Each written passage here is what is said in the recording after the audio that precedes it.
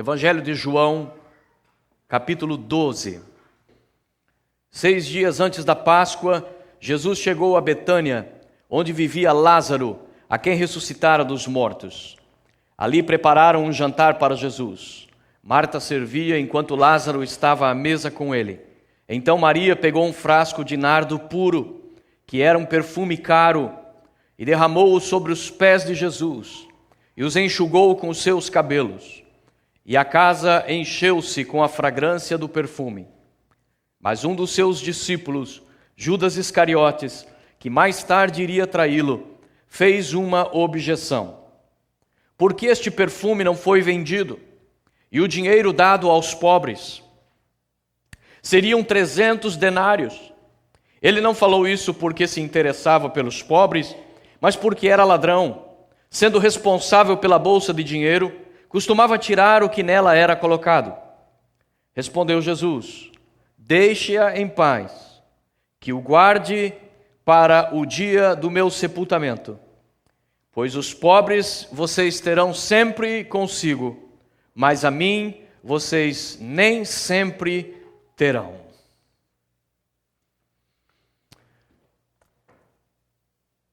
Esse episódio nos relata algo que foi compelido pelo Espírito Santo. Muitas vezes nós confundimos as narrativas e por elas se repetirem, muitas narrativas se repetirem nos 4 evangelhos ou em mais do que um dos 4 evangelhos, muitas vezes nós achamos que algumas histórias são idênticas. Mas na verdade a Bíblia nos mostra 2 histórias parecidas. 2 mulheres que em 2 ocasiões diferentes chegaram até Jesus, derramaram perfume sobre os pés dele e enxugaram com os seus cabelos.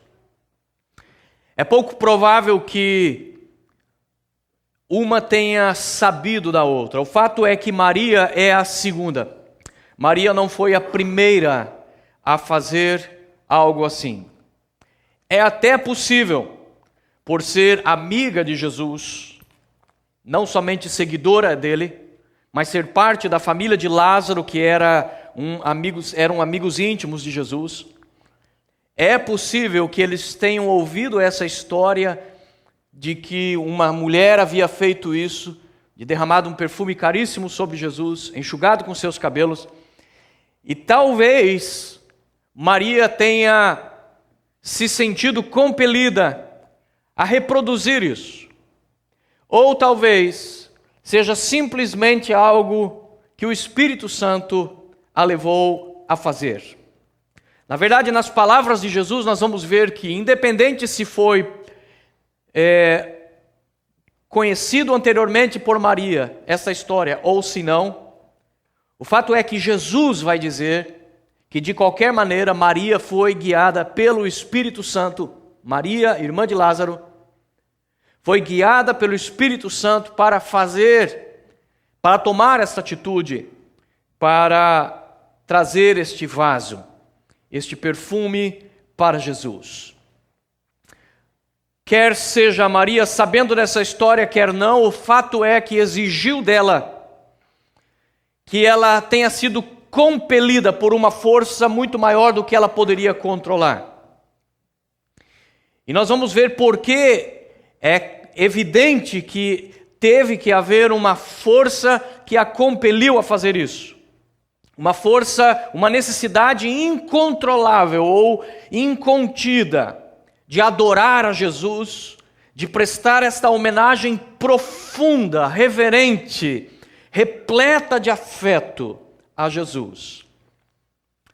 E a razão pela qual nós vemos que ela foi compelida de uma maneira que ela não podia suportar, ela teve que fazer isso, era porque o acontecimento todo era absolutamente incomum. E por ser incomum, estava sujeito a todo tipo de julgamentos. Na verdade, a cena toda era extremamente constrangedora. Uma mulher entre homens, numa cultura totalmente machista, numa cultura patriarcal, onde as mulheres normalmente ficavam afastadas, não se intrometiam em assuntos de homens, só chegavam quando eram convidadas. De repente a Bíblia diz que Jesus está ali com Lázaro, Jesus está ali com os 12 discípulos, talvez houvessem mais homens naquela sala, e de repente entra aquela mulher, um tanto quanto deslocada, trazendo um pequeno vaso nas suas mãos, e ela vai entrando sem pedir licença, sem dar satisfação, e ela vai caminhando em direção a Jesus. A cena é toda constrangedora. De repente eles olham aquela mulher, alguns já começaram a ficar espantados. Talvez Lázaro olhou para Maria com aquele olhar de censura, de irmão mais velho, do tipo, o que é que você está fazendo? Ainda que nenhuma palavra tenha sido pronunciada, os olhares se voltam para Maria, e de repente a coisa fica mais feia ainda, porque de repente Maria solta os seus cabelos. E aquilo naquela cultura era algo extremamente sensual. E ela agora se abaixa. Jesus está reclinado sobre a mesa. É importante entender que a mesa naquela época era uma mesa baixinha. E as pessoas normalmente elas deitavam-se sobre esteiras, sobre almofadas. E elas ficavam então deitadas para comer à mesa. E é nessa cena onde Jesus deitado, Maria vem e se ajoelha aos pés de Jesus.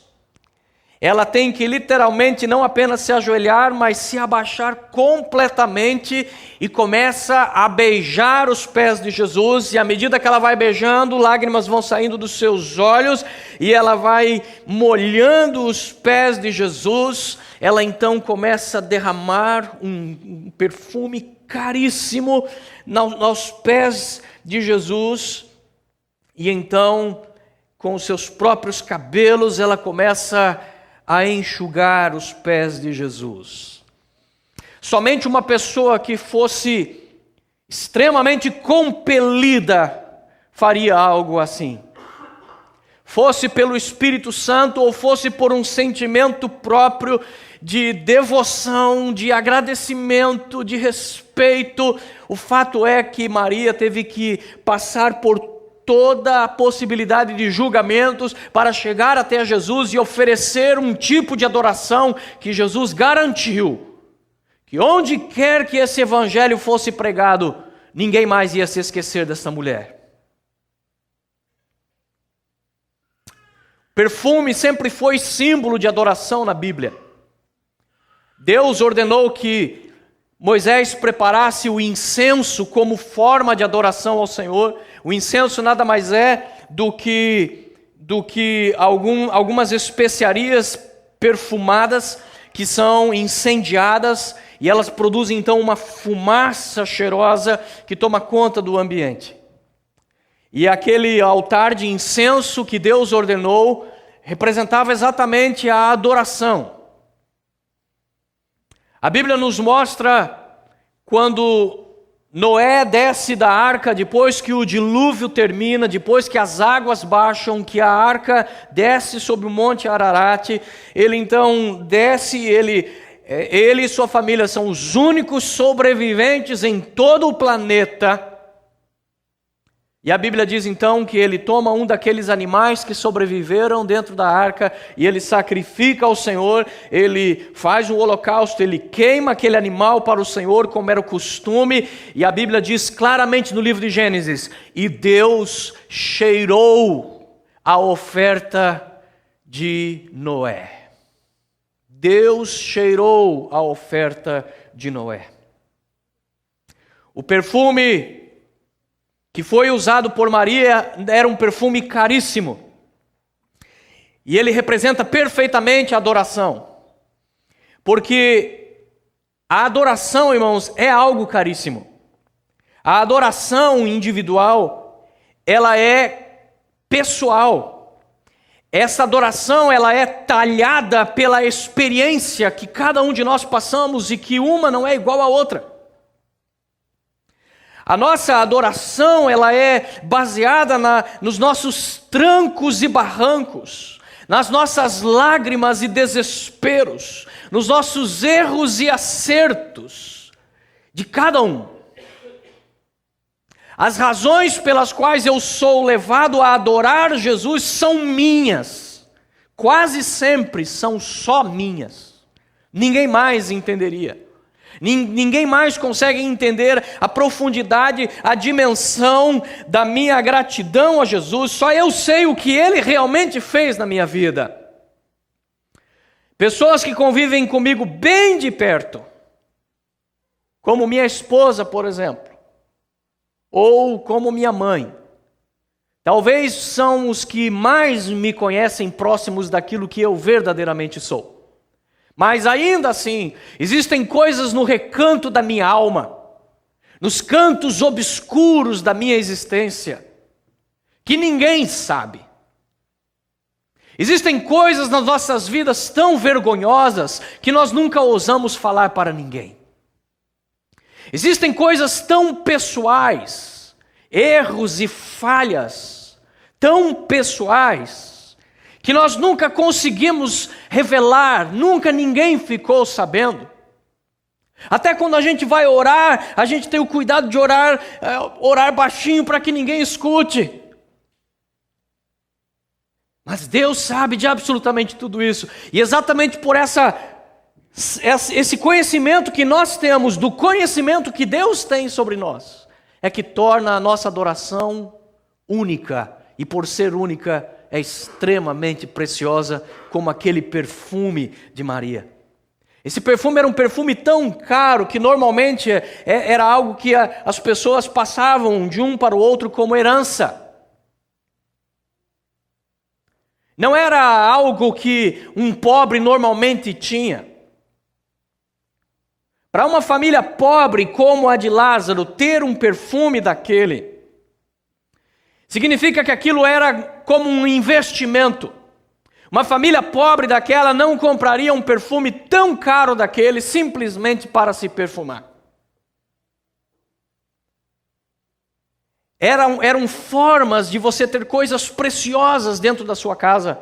Numa época onde o dinheiro não era tão abundante, onde as moedas correntes não circulavam tão facilmente como nos nossos dias, as pessoas procuravam guardar medidas de ouro, medidas de prata, procuravam guardar coisas como incenso, coisas como perfumes caros, como forma de troca e moeda. O que Maria faz é oferecer algo que é muito particular dela, assim como a adoração de cada um de nós. A adoração, irmãos, ela é o resultado proporcional da revelação que uma pessoa tem sobre Deus, sobre a realidade de Deus. Vou repetir, a adoração, ela é proporcional à revelação que uma pessoa tem de Deus.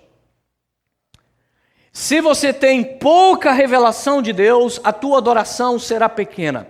Se você tem uma revelação profunda, grandiosa, espetacular de quem Deus é para você, a sua adoração será espetacular. Agora nós podemos entender por que a adoração de Milcal, a esposa de Davi, era uma adoração contida, ritualística, engessada, colocada dentro de um box. E por que ela não consegue entender a adoração espontânea, livre, espetacular, avassaladora de Davi? A diferença está no nível de revelação de cada um. Milcal não tinha revelação nenhuma sobre Deus. Deus para ela era ritual. Deus para ela era religião, que ela fazia de vez em quando. Para Davi, Deus era a sua realidade total. Davi tinha tanta revelação de Deus. Ele buscava, orava, meditava, compunha cânticos sobre Deus, tão espetaculares que alguns desses salmos de Davi é como sem Davi perceber, ele acabava entrando na conversa de Deus. Porque ele começa a compor os salmos, e de repente ele começa aqui na terra: Senhor, como eu sou grato pelas coisas que tu fizeste, olha a terra, o sol, olha as estrelas, e a visão dele vai subindo, e de repente Davi está falando de mistérios e coisas tão profundas que só são ouvidas lá no céu. Dali a pouco ele vem com coisas do tipo: o meu Senhor disse ao meu Senhor. E esta palavra vai ser usada mais tarde por Jesus, vai ser repetida pelo autor de Hebreus, mostrando que Davi, ele conseguiu entrar numa conversa da Trindade divina, onde o seu Senhor, Jeová, disse para o seu Senhor uma revelação tremenda, espetacular, de que Deus é mais do que um, que é o conceito da divindade do cristianismo. E Davi tem isso lá atrás, 1000 anos antes de Cristo. E é exatamente por isso que Davi, quando adora, ele não consegue se conter. Quando Davi adora, ele não se importa se coroa vai cair da cabeça. Ele não se importa se as canelas e as coxas brancas dele vão aparecer. Ele quer mais é dançar, adorar, sacudir, se soltar, glorificar. Porque a revelação de Deus para Davi é tão profunda que a adoração dele reflete nisso. Mas isso também se torna um grande alarma para nós. Se a adoração é o resultado proporcional da revelação que uma pessoa tem sobre Deus, então isso significa também que a falta de adoração revela claramente a escassez de revelação que uma pessoa tem na sua vida. Quer ver como essa adoração é proporcional à revelação que se tem sobre a realidade de Deus? Maria aqui. Por que ela está fazendo isso? Porque a Bíblia diz, a Bíblia começa o texto da seguinte maneira: 6 dias antes da Páscoa, Jesus chegou a Betânia, onde vivia Lázaro, a quem ressuscitara dos mortos. Ponto. O Espírito Santo é tão tranquilo para falar de coisas maravilhosas, que ele fala simplesmente isso. Jesus foi a visitar a Lázaro que ressuscitara dos mortos, ponto. Ele coloca só um ponto. Se eu fosse escrever esse versículo, eu ia colocar uns 10 pontos de exclamação. Por quê? Porque nós estamos falando de um homem que estava morto e ressuscitou.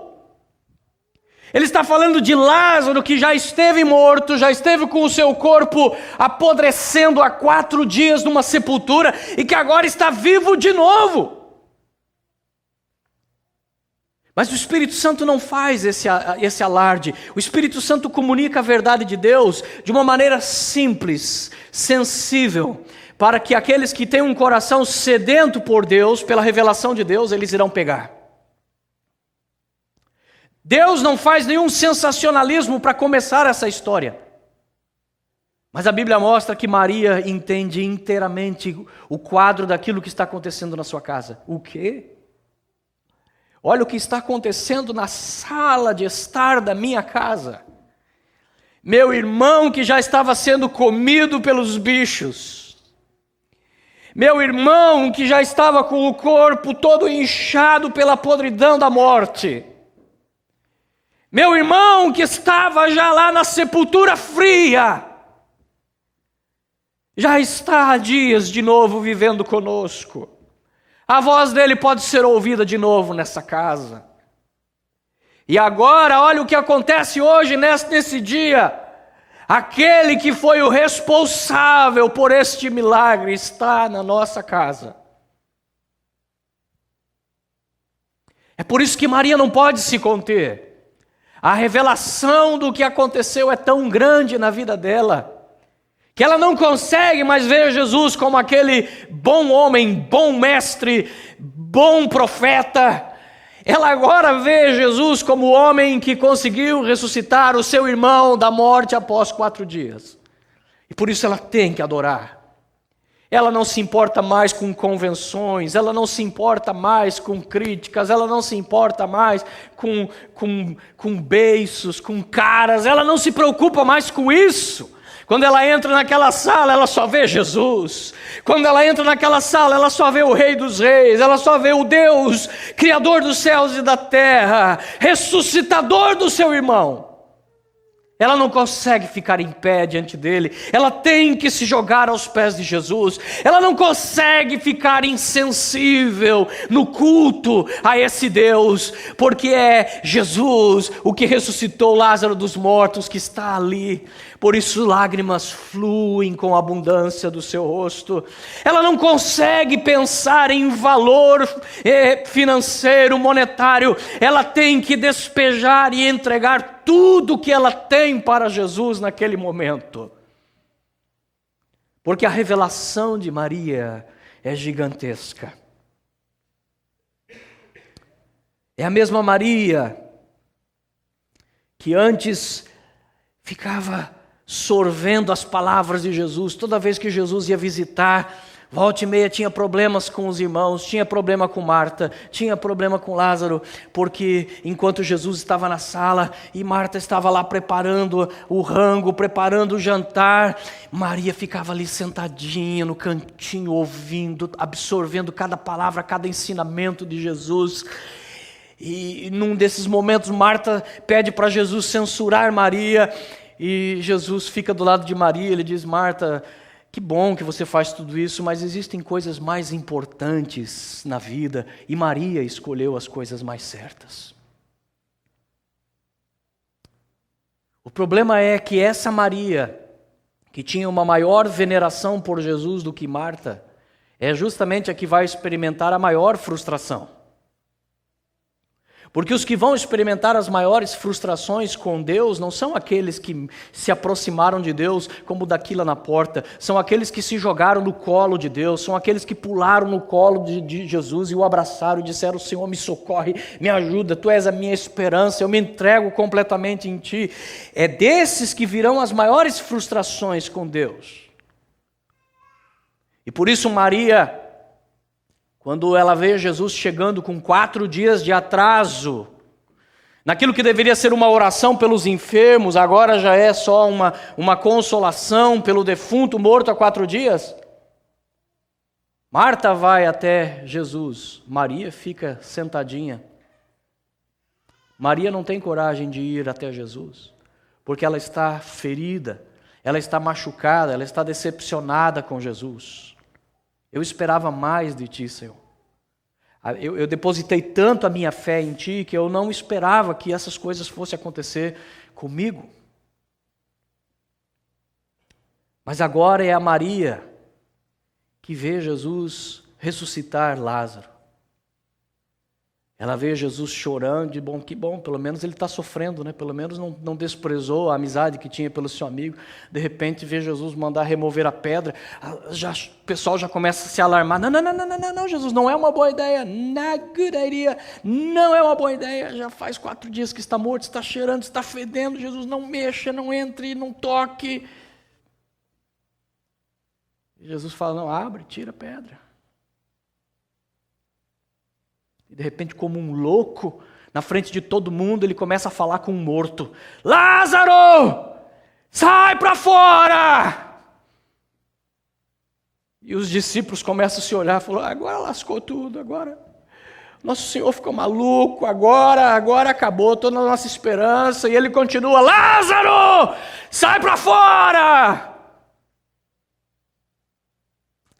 De repente vem o homem pulando, todo enfaixado do jeito que era o costume, com uma touca na cabeça, toda uma múmia, e ele vem pulando, e ele sai de lá, e é aí que os joelhos tremem, é aí que muita gente desmaia, porque o homem ressuscitou.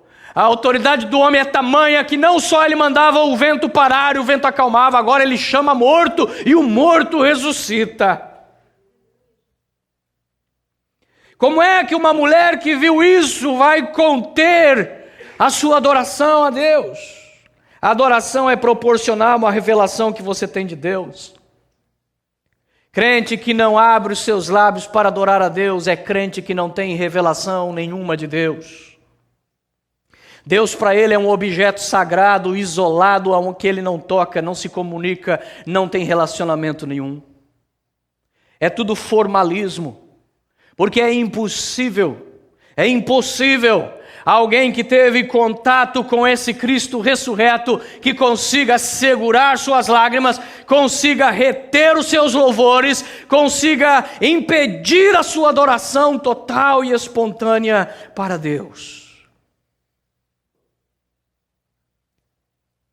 A Bíblia nos fala exatamente por isto, pelo fato de que a adoração é proporcional à revelação que você tem pessoal de Deus.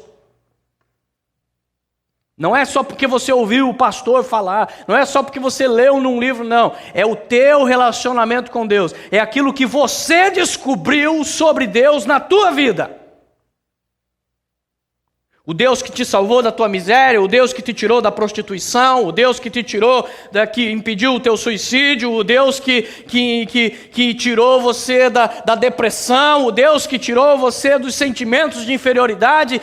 Esse Deus, da tua experiência pessoal, é que vai fazer com que a sua adoração aconteça. E exatamente por isso a Bíblia então nos diz que o louvor é assunto para todos, enquanto que a adoração é assunto para poucos. Somente para os salvos. A Bíblia fala no livro dos Salmos, convidando todos para louvar. Convida todos os povos, todas as nações da terra, homens, jovens e crianças e mulheres. Convida as florestas, os animais marinhos, e diz: louvem ao Senhor, estrelas, constelações, o firmamento, louve ao Senhor. Porque louvor é apenas reconhecer aquilo que é evidente sobre Deus. Louvor é simplesmente reconhecer aquele que correu e que chegou primeiro, atravessou a linha de chegada, então ele é louvado. Por isso todos os povos são chamados a louvar a Deus. Porque a natureza revela a grandeza de Deus. Todos nós experimentamos e vivemos de coisas que Deus fez, por isso todos são convidados a louvar a Deus. A adoração não. A adoração tem uma placa que diz assim: somente para os salvos. Save the people allowed only. Somente aqueles que são salvos. Porque quando nós entramos nas câmaras da adoração, a adoração não é sobre o que Deus faz, a adoração é sobre o que Deus é. É revelação dele. Por isso, nós somos convidados a adorar a Deus na beleza da sua santidade, sua natureza, não pelo que ele faz. Louvamos a Deus junto com os povos, porque assim como todos, nós também recebemos incontáveis bênçãos de Deus. Mas quando chega na hora da adoração, é para poucos. A adoração é somente para aqueles que foram salvos. É somente para aqueles que nasceram de novo. É aqueles que conseguem adorar em espírito e em verdade. E então eles podem adorar a Deus. E ainda assim essa adoração é proporcional à revelação de Deus. Porque apesar de ser salvo, uma pessoa pode ter uma revelação muito ínfima de Deus. Por isso a Bíblia nos chama a tocar a Deus, tocar instrumentos a Deus com arte e com unção. Mas ela também nos diz que o louvor é fruto de lábios que confessam o nome de Jesus. E confessar é algo custoso. Confessar é algo difícil. Porque uma coisa é cantar uma musiquinha ou outra de vez em quando, de acordo com o estilo musical que eu gosto, de acordo com a igreja que eu me sinto bem, de acordo com o ministro de louvor ou com os músicos que estão tocando, que vão com a minha cara ou que eu vou com a cara deles. Uma coisa é você cantar uma musiquinha ou outra, assim como você canta no seu banheiro, ou assim quando você canta quando você está dirigindo o seu carro. Mas a adoração que é confissão de lábios, ela exige sacrifício.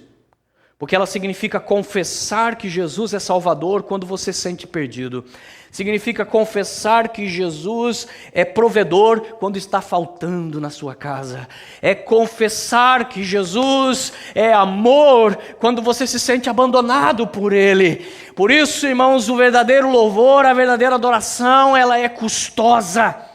Ela é de lábios que confessam Jesus quando não tem nada mais que possam explicar pela razão, então usam só a fé e dizem: pela fé eu ainda confesso Jesus.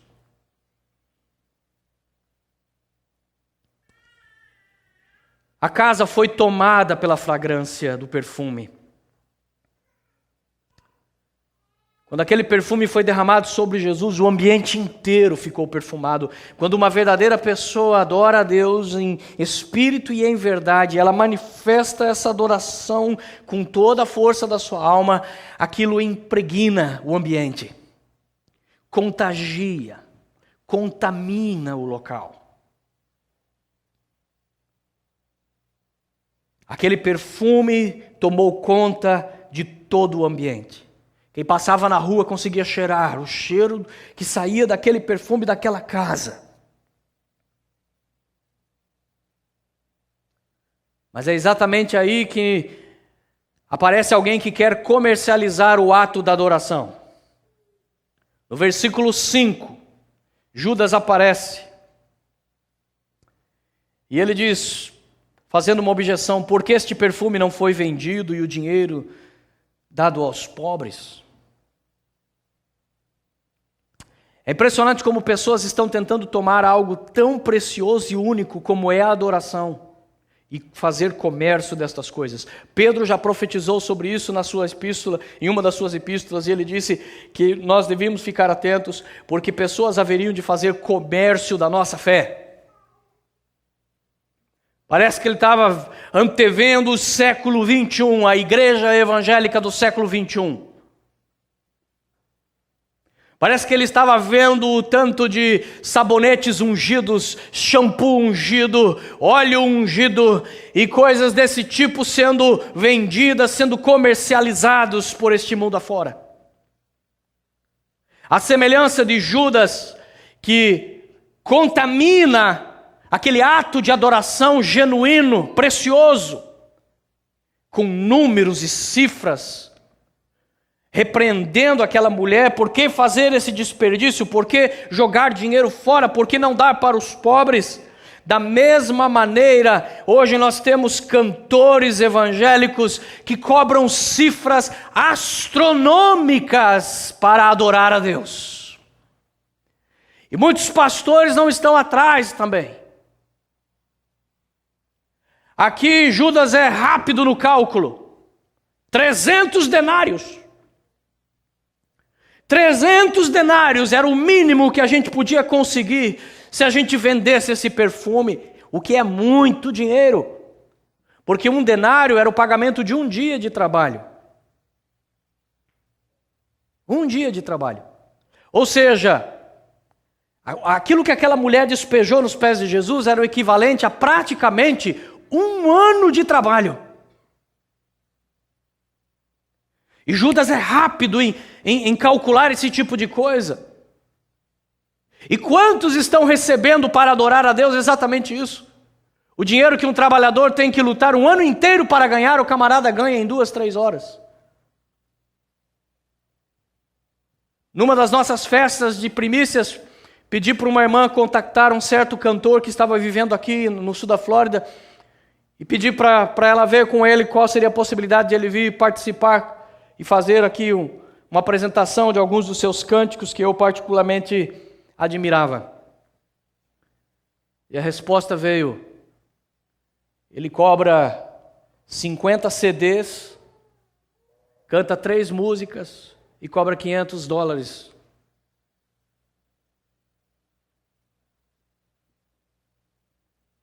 E esse é pobre. Esse é pobre. Porque nós estamos falando de salários milionários daqueles que supostamente estão adorando a Deus. O comércio daquilo que é meu e seu. O comércio daquela adoração, daquele relacionamento com Deus que ninguém pode tocar, é sagrado. Simão, o mágico, corre atrás de Paulo, e a hora que ele vê Paulo colocando as mãos sobre um homem, e esse homem começa a falar em línguas estranhas, ele fala: me ensina o segredo. Abriu a carteira, falou: eu te pago, me diz o valor aí, tirou o cheque, fala: me diz o valor, me ensina qual que é a técnica, eu pago o que for preciso para que você me ensine como é que você faz um negócio desse. E Paulo, ciente do valor que isso tem para ele, desse ato de adoração, de manifestação de Deus na sua vida, ele se volta para aquele homem e diz: seja o teu dinheiro para a tua condenação, filho do diabo. Já Balaão era diferente. Balaão era profecias e maldições com descontos de 70%. Aproveite. Compre uma maldição, leve 2. Pagando, fazemos qualquer negócio. Se não fosse Deus impedir Balaão, ele teria amaldiçoado Israel. Mas que ele aceitava qualquer trocadinho para vender a sua adoração, para vender o seu ato de relacionamento com Deus, isso é verdade. Jesus disse: a minha casa será chamada casa de oração, mas vocês têm transformado a minha casa em covil de ladrões.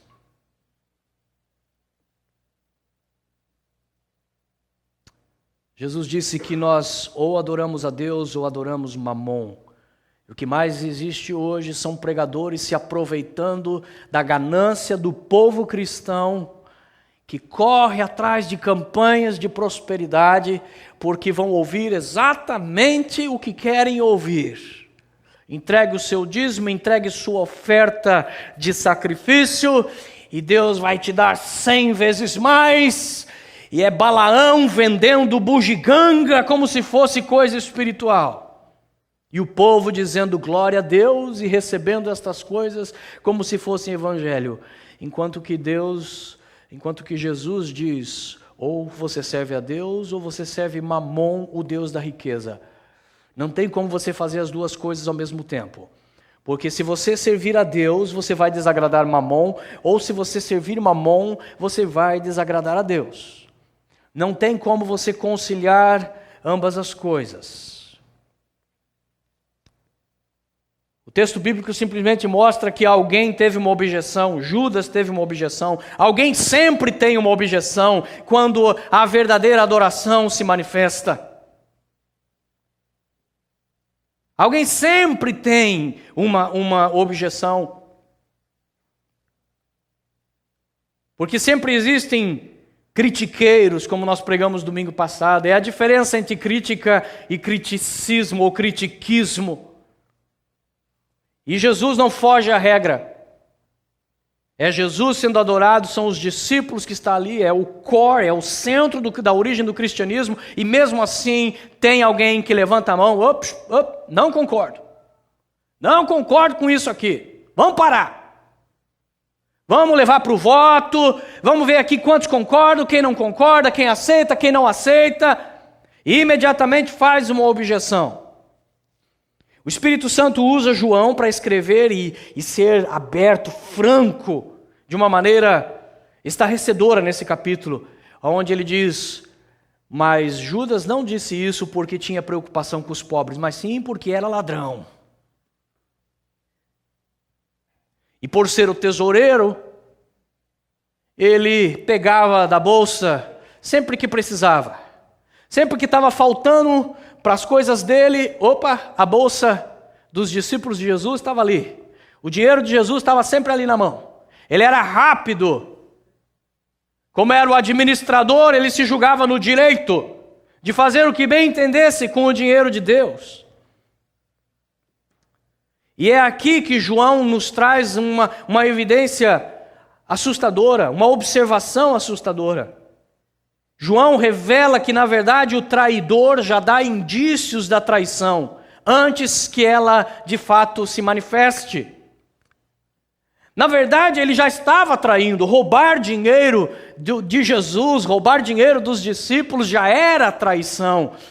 mas aquilo são apenas indícios de uma traição maior, de algo muito mais abrangente que se está vendo. O versículo 4 diz assim: mas um dos seus discípulos, Judas Iscariotes, que mais tarde iria traí-lo. Em algumas versões dizem assim, que já estava ready to betray him, que já estava pronto para trair Jesus.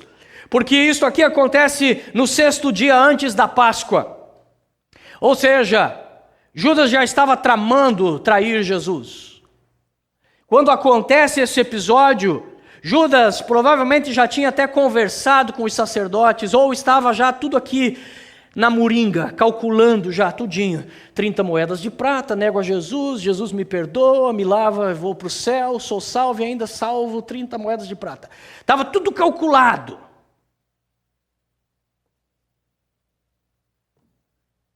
O interessante é isso. O homem que tinha planos para vender Jesus, trair Jesus, é o homem que tem a petulância de se ver como juiz da igreja, juiz dos discípulos, juiz de Jesus. Ele se vê na petulância de julgar Maria. Que absurdo! Onde é que já se viu fazer isso com um perfume tão caro? Mesmo com o coração em plena maquinação do mal, ele ainda crê que a sua visão sobre a igreja é a visão mais correta.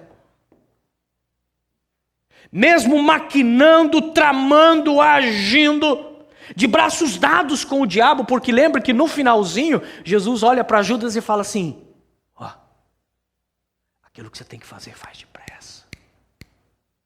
Não demora não. E a Bíblia diz que Judas se levanta e sai.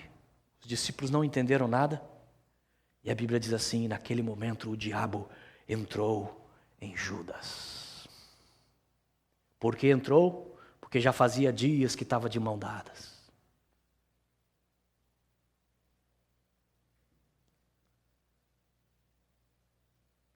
Judas é o homem da objeção. Se fosse vendido, daria 300 denários, seria dinheiro para muitos pobres. É um homem que tem a sua mente sempre voltada para números. Há sempre uma excessiva preocupação com questões de dinheiro e questões materiais. Enquanto está todo mundo pensando no projeto, em almas, em salvação, em glorificar a Jesus, a pessoa está de olho nos números. Isso vai custar tanto, isso aqui é caro, isso aqui vai dar problema, isso aqui vai ter que pagar mais isso. Só vê números, não vê nada espiritual, não consegue pensar com a mente de Cristo, não consegue alinhar a sua mente com Jesus. E foi exatamente isso que Jesus repreendeu a Pedro, quando ele pensou só como homem, e Jesus disse: eu vou para Jerusalém, lá eu serei preso, serei morto. E Pedro diz: de maneira nenhuma.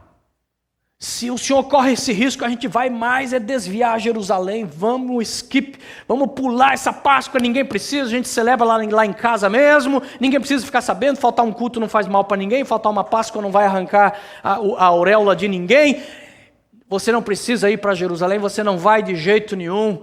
Jesus diz: para trás de mim, Satanás, que só pensa como homem, que só pensa conforme os desígnios do homem e não alinhados com os pensamentos de Deus. É Judas que só pensa em número, é Judas que só se preocupa com coisas materiais.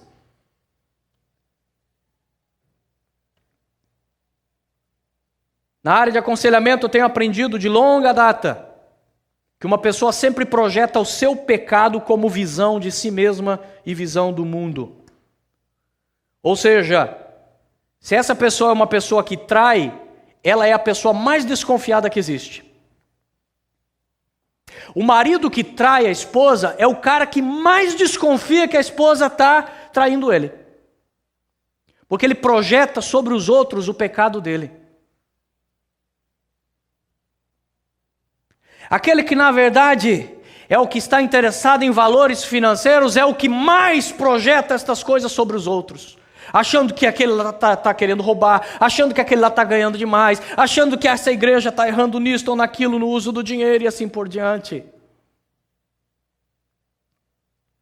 Enquanto que, na verdade, o cara de pau estava mesmo metendo a mão no dinheiro de Jesus e negociando vender o próprio Jesus.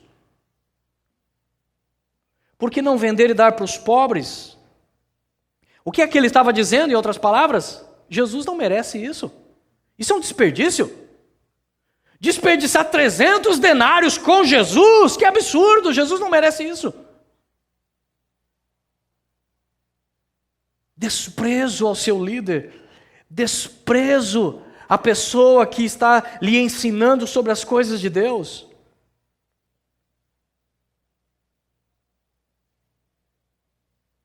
Sempre que vê uma oportunidade de gratidão e prestação de honra, ele vê aquilo como supérfluo. Enquanto a Bíblia diz, a quem honra, honre.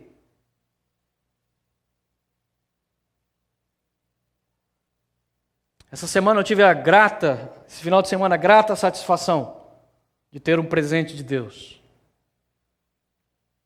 Um amigo me ligou para me agradecer o que eu fiz por ele mais de 20 anos atrás. Me ligou para me pedir perdão por algumas coisas e para dizer que esses dias estava meditando como Deus é bom e como Deus fez coisas maravilhosas na sua vida. E então ele disse, e não tem como tirar você, Edilson, dessa equação. Se eu sou o que eu sou hoje, eu sou graças à tua influência e da tua esposa. A Bíblia nos ensina que não deve ser atrás disso que nós devemos buscar. Não devemos lutar por causa disso. Não devemos fazer o ministério esperando aplausos, esperando agradecimentos. Mas como seria mais fácil o ministério, irmãos, se nós tivéssemos mais demonstrações de gratidão e menos de ingratidão.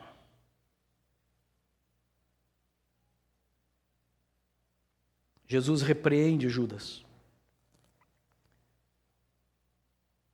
Jesus disse, deixe ela em paz. E essa é uma advertência de Jesus a todo aquele que se intromete na genuína adoração de quem está se ocupando em adorar a Deus e somente adorar a Deus. Jesus disse, olha, deixa ele em paz. Leave her alone. Não mexa com ela. Não se intrometa na vida do meu filho, na vida da minha serva que está me adorando. Cuide da sua vida. Porque o Espírito Santo usou essa atitude de Maria para me preparar para a minha morte. A unção dela sobre os meus pés nada mais foi do que a antecipação da unção que era dada para os mortos. E Jesus disse, esta mulher foi usada por Deus exatamente para me preparar para a minha sepultura. Mas você, Judas, você não vê nada além do valor dos 300 denários. A tua adoração, meu irmão e minha irmã, vale mais do que qualquer ouro. Porque é algo tão pessoal, tão íntimo, que só você sabe descrever. Se ela está baseada na verdade da palavra de Deus, não deixe que ninguém toque na tua adoração. Adore quando todos os demais estiverem contrariados. Adore, salte de prazer, grite de alegria, verta lágrimas, ajoelhe-se, brade com júbilos ao Senhor teu Deus, mesmo quando tiver cara feia do seu lado, mesmo quando tiver gente que não está nem aí para adoração. Faça a diferença, porque se você teve revelação de Deus para a tua vida, faça a sua adoração ser proporcional a ela. Adore ao Senhor, porque fica bem ao povo de Deus adorá-lo.